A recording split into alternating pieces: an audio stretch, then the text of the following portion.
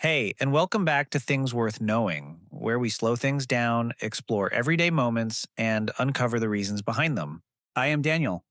And I'm Amelia. It's nice to have you here. On this channel, we spend a lot of time looking at the small, everyday things that make you stop and think. Why does that happen? Then we try to explain it with simple ideas and real life examples. And today we're talking about motivation. So, Amelia, I'm curious, when do you usually start thinking about motivation? Honestly, when something feels harder than it should, or when I keep putting something off and can't quite explain why, that's usually when I start wondering why I don't feel motivated to do it. Exactly. Motivation only really becomes a topic when something feels stuck. When things are going smoothly, no one really thinks about motivation. Yeah, I don't even think about it. I just start, keep going, and finish what I'm doing. And when motivation does feel missing, the way we usually think about it actually makes things worse. A lot of people think motivation is a personality trait. Like some people are naturally motivated, driven, disciplined, and other people just aren't. Or they think motivation is about willpower, that if you're not motivated, you're just not trying hard enough. That way of thinking can create a really uncomfortable dilemma.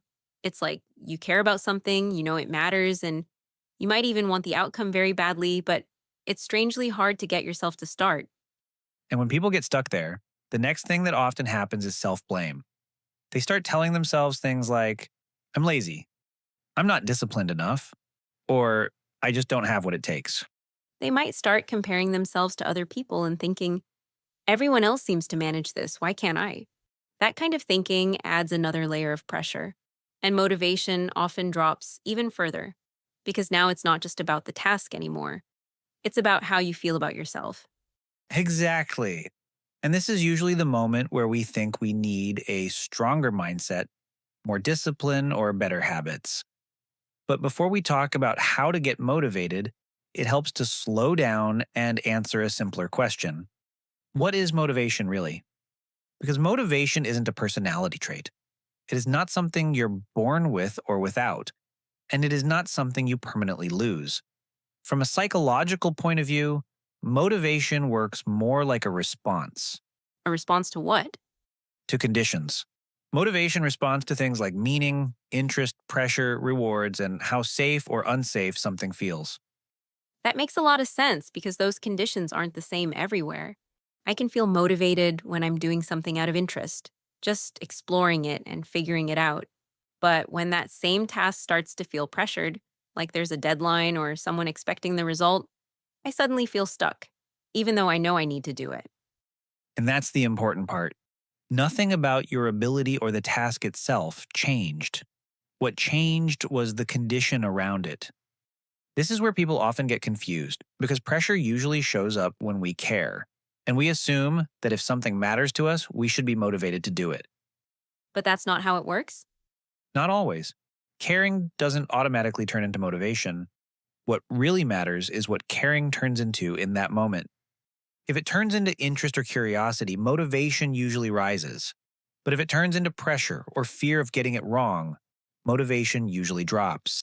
So that's why I enjoy exploring something new. But the moment it becomes work related with deadlines and expectations, I suddenly don't feel motivated to do it. Exactly. The activity didn't change. Your ability didn't change. What changed was how the situation felt, from open and exploratory to pressured and evaluated. So the key here is about understanding what drives you to do something. Like whether I'm doing something because I'm interested in it or because there's pressure, a deadline, or some kind of outcome attached. Yes, exactly. And in psychology, those two drivers actually have names. When you're doing something because the activity itself feels interesting or satisfying, that's called intrinsic motivation. For example, you might read about a topic late at night, not because you have to, but because you're genuinely curious and want to understand it better. Or when you're tinkering with something like writing, drawing, organizing ideas, not because anyone asked you to, but because you're curious where it might lead. You're just enjoying the process. Yes, the motivation comes from inside the activity itself. Extrinsic motivation works differently. That's when you're doing something because of an external reason, a deadline, a reward, approval, or avoiding consequences. Like finishing a report, not because you want to work on it, but because it needs to be done, and there are consequences if it's late. Right. Or studying for an exam because you want a good grade, not because you're fascinated by the subject. It actually feels different when you're doing something for external reasons. Like when there's pressure involved, I find myself thinking less about the task itself and more about whether I'm doing it properly. That's a key difference. Intrinsic motivation pulls your attention into the task. Extrinsic motivation pulls your attention toward the outcome. And that's probably why intrinsic motivation feels lighter. It's not that it's effortless, you still focus, you still think, but it doesn't feel like you're constantly watching yourself or worrying about the result. Yes, you're engaged but not tense, whereas extrinsic motivation often feels heavier because there's more at stake. And a lot of what we do day to day is shaped by that kind of motivation. It does. Work deadlines, bills, responsibilities. Extrinsic motivation keeps things moving, but it also explains why so many tasks can feel draining over time. Hearing it this way, it doesn't really sound like one is good and the other is bad. They just create very different experiences internally. Exactly. Extrinsic motivation isn't bad at all. In fact, it's often very effective, especially in the short term. Extrinsic motivation is really good at helping people start things they might otherwise avoid. If there's a clear deadline, a clear consequence, or a clear reward, it can cut through hesitation very quickly. Yeah. Like when you finally sit down and do something because the deadline is close enough that you can't ignore it anymore. Yes, it also helps people finish tasks they don't enjoy. Not everything in life is interesting or meaningful, and extrinsic motivation is what keeps those things moving. So the issue isn't having extrinsic motivation as a driver. No, it's when extrinsic pressure becomes the only driver and there's no room left for interest, choice, or curiosity. And here's the part most people don't realize: extrinsic motivation doesn't usually just sit alongside intrinsic motivation. Over time, it often starts to replace it. Wait, replace it? Imagine a child who enjoys drawing just for fun. They draw because it feels good, because they're curious, because they like experimenting. That's intrinsic motivation. Right. No one's telling them to do it. Now imagine that same child starts getting rewarded every time they draw. Stickers, praise tied to performance, grades, comparison. And this is extrinsic motivation. Correct. Over time, the reason for drawing shifts. They're no longer drawing because they enjoy it. They're drawing to get the reward or to avoid disappointment. And if the reward disappears, Often, the motivation drops too. Not because the child lost the ability to draw, but because the internal reason for drawing was slowly replaced by an external one. that's unsettling. It is, and psychologists noticed this pattern a long time ago. They ran a very simple experiment.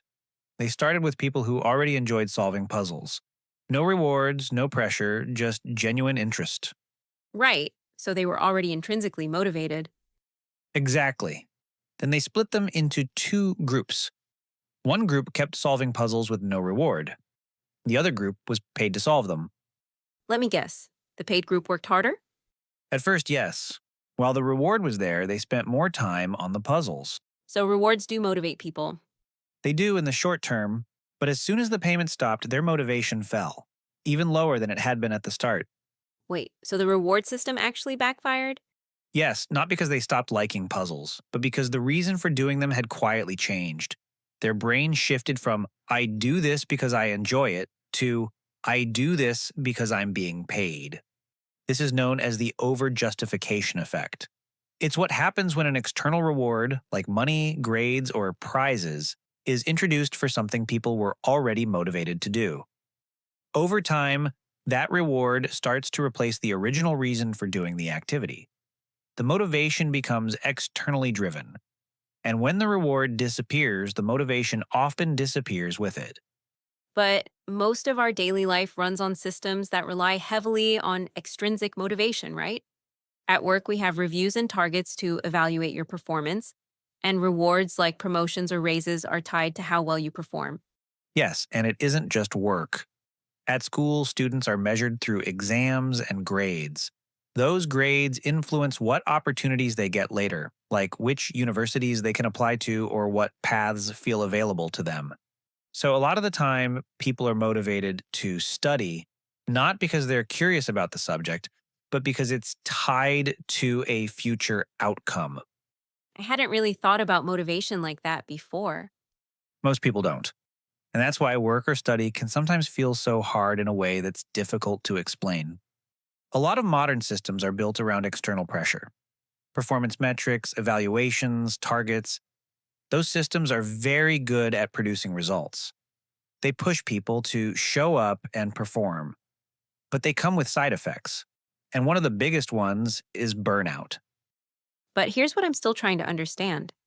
If we're all dealing with the same systems, like work, school, deadlines, evaluations, why do some people seem to cope pretty well, while others hit burnout much faster? That's a really good question. The short answer is people don't respond to motivation in the same way. Some people are more comfortable operating under external motivators like deadlines, targets, and clear expectations. For them, those things feel organizing. They create focus. So the pressure actually helps them stay motivated rather than draining them. It gives them clarity and reduces uncertainty. But for other people, that same pressure feels very different. That pressure wears them down. And over time, everything starts to feel exhausting. Yes, for them, pressure doesn't feel motivating, it feels constricting. Instead of creating clarity, it creates constant self monitoring. Am I doing this right? Am I fast enough? Is this good enough? And this difference matters more than people realize. Because burnout isn't always about long hours or high workloads. Sometimes it comes from the quiet exhaustion of trying to be someone you're not, trying to work in ways that don't actually fit you. You're working against, rather than with, how your motivation actually works. So, if that's the case, what are we supposed to do instead? Because life isn't always smooth, and at some point, we all have to do things we don't really want to do. And that's the key point. The goal isn't to eliminate external pressure, because that's not realistic.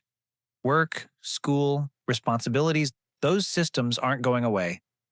The goal is to develop internal motivation when you can, and learn how to use external motivation without letting it drain you. To do that, we first need to understand what actually motivates us. And this is where a lot of people get stuck, because people aren't motivated by the same things. Some people are driven by curiosity, some by progress, some by recognition, some by meaning. And those motivations can change over time. What motivates you in one season of life might not work in another. And that's why blindly copying someone else's motivation strategy doesn't always work. Exactly. You might be trying to motivate yourself with rewards when what you actually need is autonomy, or structure, or rest, or meaning.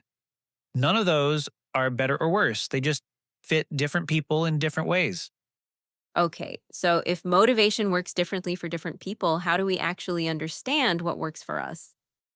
The first step is realizing that intrinsic motivation isn't about forcing yourself to enjoy things. It's about paying attention to when motivation shows up naturally and why. So instead of asking, how do I make myself like this? It's more like, when do I feel pulled toward doing it without having to push myself? Yes, intrinsic motivation usually grows under certain conditions. What kind of conditions? First, a sense of autonomy. That feeling that you have some choice over what you're doing, how you do it, when you do it, or even why you're doing it.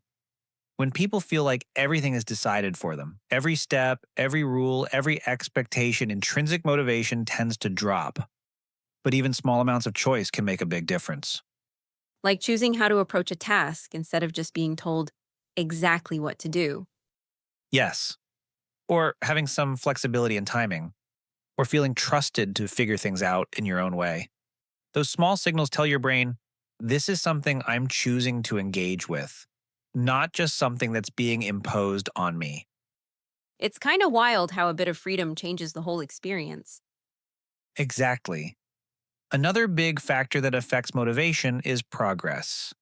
Motivation stays stronger when you can feel yourself improving, like when your effort leads to some kind of growth. Like, When you can feel yourself getting better at something? Yes, you don't need perfection or instant results, just steady progress. When you can see that what you're doing is helping you learn, refine a skill, or understand something more deeply, your brain gets a signal that says, this effort is paying off. And if you don't feel that? That's when people tend to lose momentum pretty quickly. If tasks are either too easy or so overwhelming that you never feel progress, people tend to disengage. So it's not really about how difficult a task is. It's about finding that middle ground where challenges feel possible, not overwhelming, but not completely absent either. Exactly. When something stretches you just enough, it naturally pulls you back in. That makes sense. But sometimes I have choice and I can see myself improving, and it still feels empty somehow. And that's where purpose comes in. People tend to stay motivated longer when what they're doing connects to something beyond the task itself. That might be a value, a goal, helping someone, contributing to something that matters to them. So even with choice and progress, motivation can still fade if there's no meaning. When effort feels disconnected from meaning, it's much harder to sustain, even when you have freedom and you're making progress. Right. Most of us don't want to spend large parts of our lives doing things that feel pointless. Yes, and that's important because meaning gives effort somewhere to land. It turns work from something you endure into something you can stay engaged with, even when it's difficult. So intrinsic motivation shows up when we're free to make choices, can see progress, and can feel that what we're doing actually matters. But the reality is, we don't always get these, and that's where things get complicated. Because much of real life runs on extrinsic motivation. Like pressure to meet deadlines and also rewards like promotions or recognition. Extrinsic motivation is incredibly common.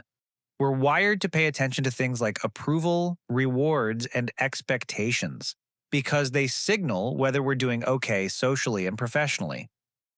So the real question becomes, how do we work with extrinsic motivation without letting it drain us? It helps to think of extrinsic motivation as a tool, useful, necessary, but not something you want running the whole system. If it's a tool, how do we actually use it well? You can use extrinsic motivation to create structure, like a time frame, a checkpoint, or a clear next step. And that structure takes a lot of thinking off your plate. Because the deadline or the guideline is already there, and you don't need to decide when or how to start. Right. The second thing that really helps is pairing extrinsic motivation with at least one intrinsic element.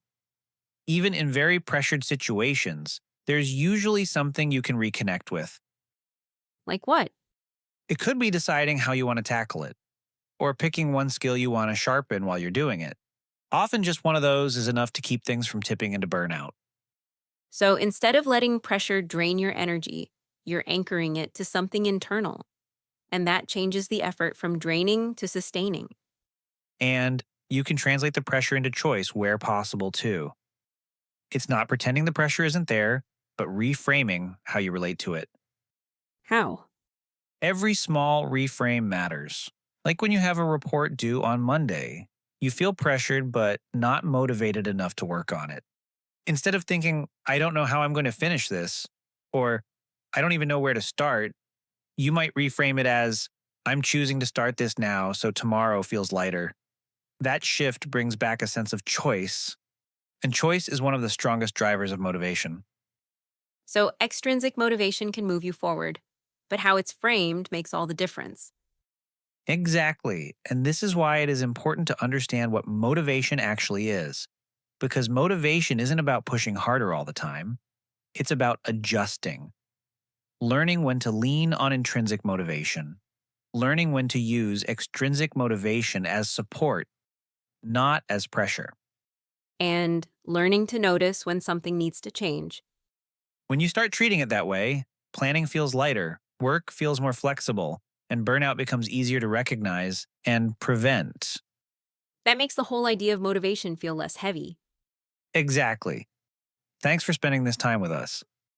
If today's conversation gave you something to think about, you can like and share the episode. And we'd love to hear from you in the comments about what motivates you. And this is just one of the many things we share on Things Worth Knowing. You can subscribe to our channel to stay updated on our latest episodes and videos. And we'll see you in the next episode.